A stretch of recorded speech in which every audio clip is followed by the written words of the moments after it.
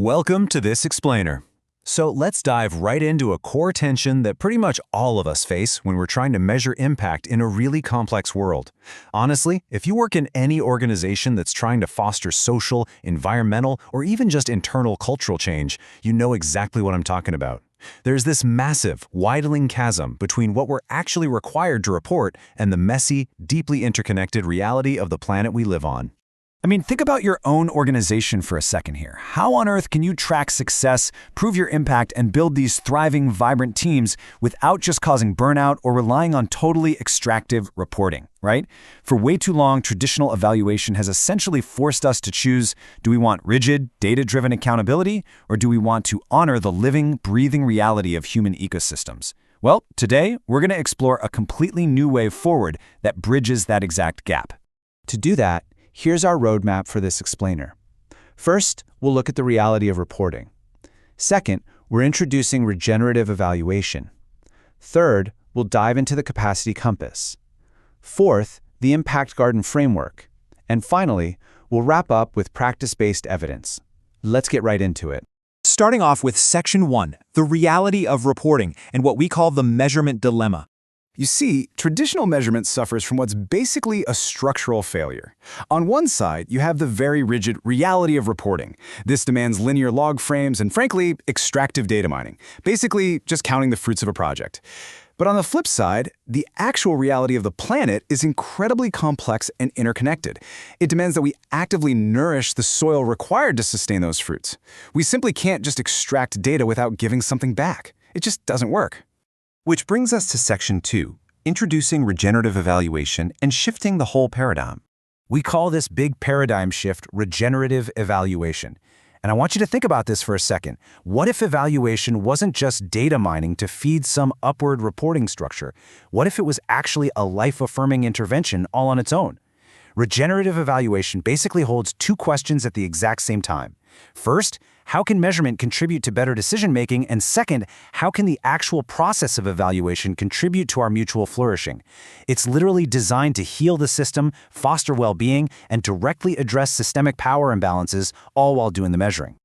So how does it do this? Well, regenerative evaluation pulls this off by weaving together three really essential strands. Number one, it's systemic and complexity aware, meaning it honors messy feedback loops over simple, linear cause and effect.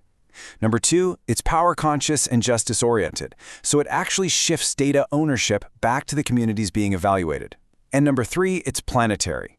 It actively expands the boundary of stakeholders to include the broader, more than human ecological world. Moving on to Section 3, the capacity compass and how we map human potential. Now, to actually build this kind of regenerative system, we absolutely need a shared language, and we find that in this incredible framework called the capacity compass, created by Unity Effect. Think of this as the legend for your map of human development within your organization.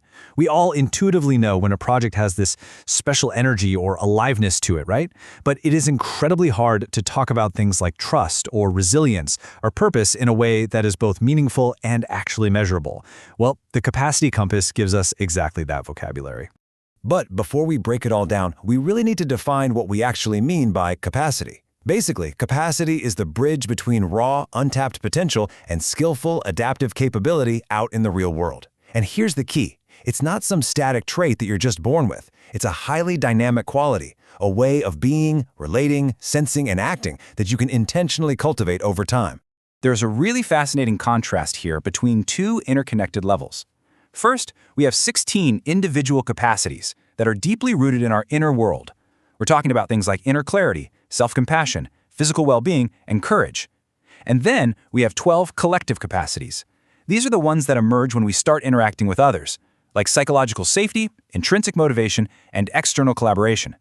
By mapping out both these inner and outer dimensions, we move way beyond generic soft skills training, and we can pinpoint exactly what a specific team needs to actually thrive.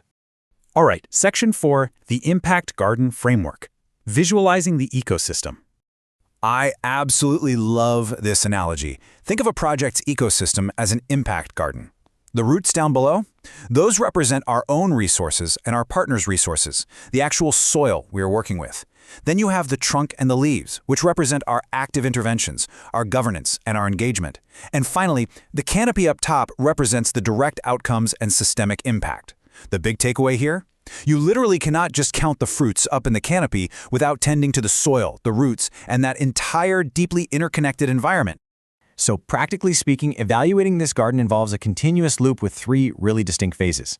Phase 1 is the soil. This is all about anchoring yourself, truly understanding your context and relationships before you even start planning. Phase 2 is the growth. This is where you collect meaningful data, but with deep care and inquiry, actually using the evaluation as a sort of coaching experience to nourish the system. And phase 3 is the seeds. This means harvesting those insights and transforming them into actionable, strategic narratives that you can replant for the next cycle. Now, guiding this entire continuous cycle are 9 core principles that act like internal navigators. And a few of these just immediately stand out, like shifting power to marginalized voices, embracing iterative learning, allowing time as a teacher by honoring deep histories, and, quite remarkably, centering love as an actual force for transformation. It completely rejects this old deficit mindset. Instead, it focuses purely on identifying our innate strengths and cultivating the vitality of the whole system. Which leads us to our final section, Section 5, Practice-Based Evidence, grounding all of this theory in reality. Look, the truth is, the fields of systems change are incredibly rich in theory, but practitioners face a massive, glaring disconnect when dealing with messy organizational reality. Rather than relying on rigid scientific tools that completely ignore this messy, living reality, or using practical tools that lack any real scientific validity, we have to gather what's called practice-based evidence. And that simply means learning directly from the real-time data within the actual living systems we are actively trying to support. Let me give you a concrete example of this in action. The Kofi Annan Foundation wanted to evaluate how their year-long leadership program cultivated ethical leadership. But think about it. How do you actually measure a soft concept like humility without just awkwardly asking someone to brag about it? Well, using the capacity compass, they mapped their core values to highly specific, observable capacities. This allowed them to measure these traits incredibly credibly, and it turned the evaluation process itself into a deeply developmental coaching experience for the participants. Talk about a win-win. And the results were honestly striking. Linda Peterhans from the Foundation noted that this approach allowed them to identify common, overarching trends while absolutely preserving the uniqueness of every single participant. I mean, this feedback is the ultimate proof that focusing on the soil of human capacities actually yields way better, highly adaptable fruits, and it does it without ever losing that vital human element. And we're seeing this exact same success across a much wider trend, too. Take the Future Skills Journey program for young professionals. They saw highly measurable, significant increases in inner capacities like courage, optimism, and inner clarity. Or look at Send EV, the Social Entrepreneurship Network Germany. They used this kind of participatory approach to evaluate a Google.org grant for inclusive entrepreneurship, which empowered the actual actors themselves while still gathering really robust data. So it turns out cultivating these inner capacities isn't just about making people feel good at work. It is literally the direct engine that enables people to act with resilience and effectiveness. By focusing heavily on internal human capacities and systemic vitality, we ensure that our measurement heals rather than harms. We finally make that crucial shift from extractive reporting to life-affirming regenerative growth. As we wrap up this explainer, I want to leave you with a final, kind of provocative thought to reflect on as you think about your own organization's growth. When you look at how you track success and evaluate your teams today, is your evaluation just mining data out of the system, or is it actively nourishing the soil for the future? Thank you so much for joining me to explore this truly fascinating shift in how we measure what actually matters.